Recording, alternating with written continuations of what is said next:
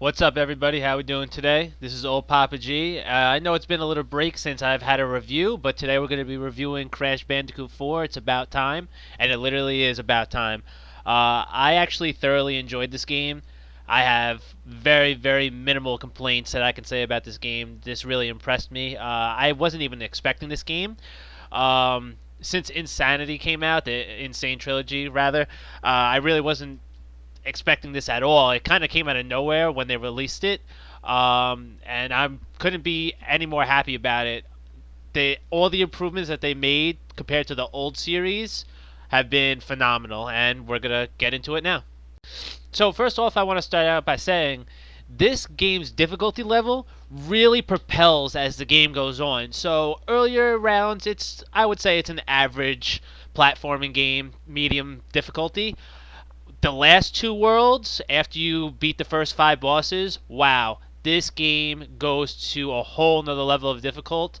To me personally, I feel like it's one of the more difficult platformers I played. I'm talking about the final two worlds, not up until that point. But that challenge that they gave towards the end was really, really enjoyable. I was really blasting through the game. I actually beat the game in one sitting. But up until that point, I was like getting a little bit upset that I was going to beat the game so quickly. But now that it's all said and done, those final two worlds really brought the game to another level for me, and it actually greatly impacted the score that I gave it. So there's a total of six bosses in the game, and what's cool about the bosses that they have is, for the most part, each boss allows you to use a different mask for the battle. Now, obviously, the known mask that everybody knows is Aku Aku. He makes you invulnerable and all that.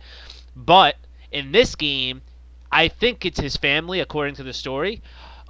Each one gives you a different power and ability. So for certain boss fights, you'll use one that it slows time. The first time you fight Cortex, you slows time. There's another one that it inverts the gravity, as you're seeing me do right now. There's another one that makes you spin forever, and because you're spinning forever, you actually don't fall to the ground as quickly. You're basically hovering, I guess you could call it. And there's also one that makes invisible plates appear. That way you can step on them, as you can see right here. But it switches the one that you're on. So, and it gives it a nice different feel. Every level, there's most likely you're going to use a different mask. Some worlds rely on just one mask.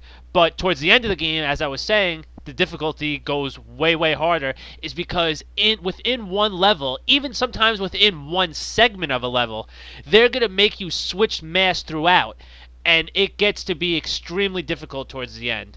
Now, as you can see, also a beautiful addition to this game, which I thought was great, there's different characters that you can play as.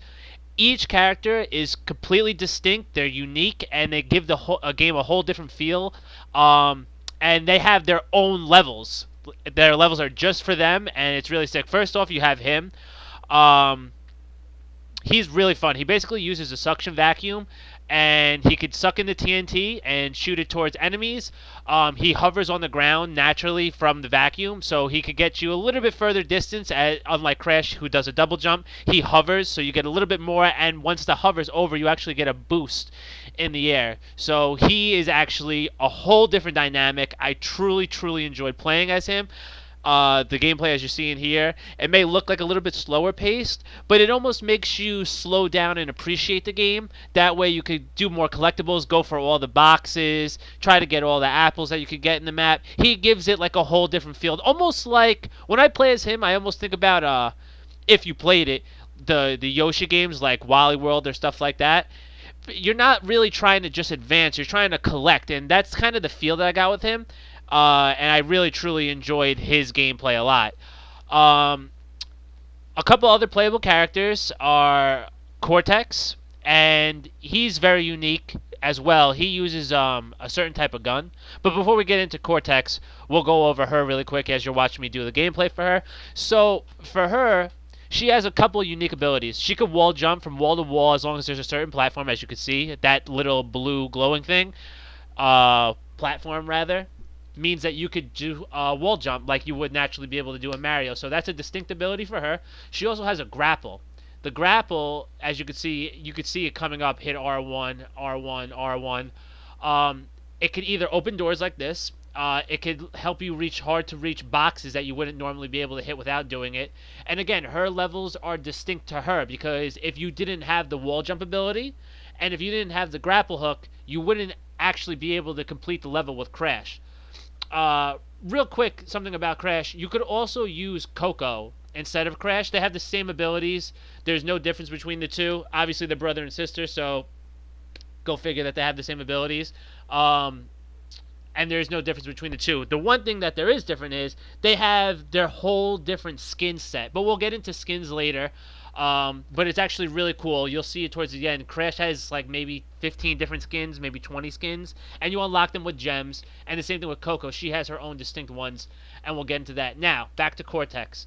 His is really unique. He has a dash that you just saw. His enemies, you could shoot with the gun, but here's like the cool part about it. So when you shoot the enemy, it turns it into a platform, as you just saw there. But the part that's cool is if you shoot the enemy again, it turns it into a rubbery surface. So you could almost, as you can see here, that little purple pinkish color, you're going to see it's a bounce platform. So it opens up a whole different variety of what you can do. Another unique ability that he can do is, let's say you messed up and you don't need the bounce one and it's really messing you over, you could actually shoot the bounce platform again. And what that's going to do is it's going to bring it back to the original enemy, so that way you could restart your platforms from scratch. And it's actually really ideal. Again, his levels are distinct. You need him to do it. That's how they did it with the special playable characters, and I really like that.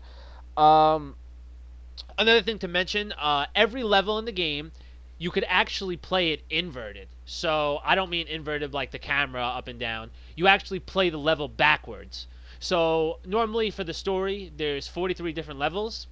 But for this case, you actually can double it because you could play it all backwards. So I actually enjoy doing it backwards. So like this part of the level, for instance, right? This is the very end of this level. It's world 9. It's the first no, I'm sorry, it's the last mission in World 9. So the thing about this one is, this is the end of the mission. This is a real headache. It took me a while to get it like perfect, as you're seeing. But you could actually start off the level like that. So it brings a whole different dynamic, a whole different feel to the game, and it doubles the level count. So that way you get a lot more content. Now, as I mentioned earlier, each mask has a different ability, and this is what I was talking about with the harder difficulty ones. You could see it's making me switch from mask to mask. This was probably the hardest platforming experience I've ever had to deal with that was made actually by the game designer, and not like Mario Maker where people are making these crazy hard worlds. Like, this is so legitimately hard. You have to get used to like switching the mask on point. Like, everything you do, it had to be really calculated. And it was actually really enjoyable. Like, I really liked the difficulty rating that they brought it up a notch, and I really appreciated it. It made it feel really good. And these are the skins that I was talking about. Coco has her own distinct set. You unlock them with gems, as you can see, and you could also unlock certain other ones just by completing certain worlds. So now we're officially coming towards the end of my review. The last couple things I wanted to say about it was the graphics for this game were beautifully done. Like, I really can't get over how good the graphics were.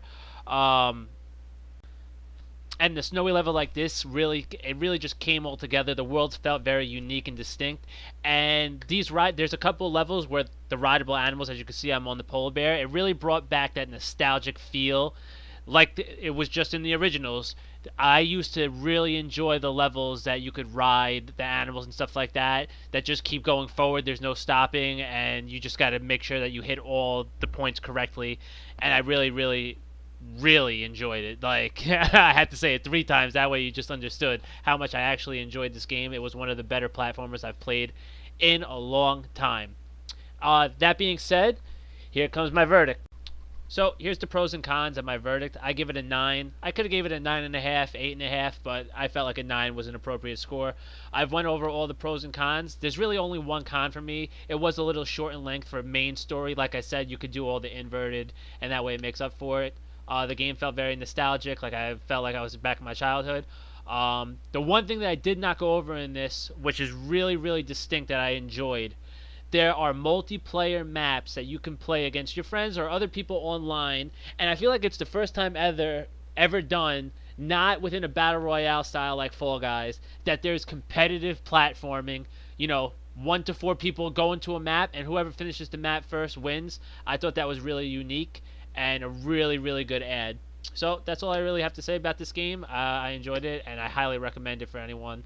Um, if you enjoyed this video, I would really appreciate a like and a subscription. If you could do that for me, that would be very much appreciated. And I'll be making more content shortly. Thank you, guys.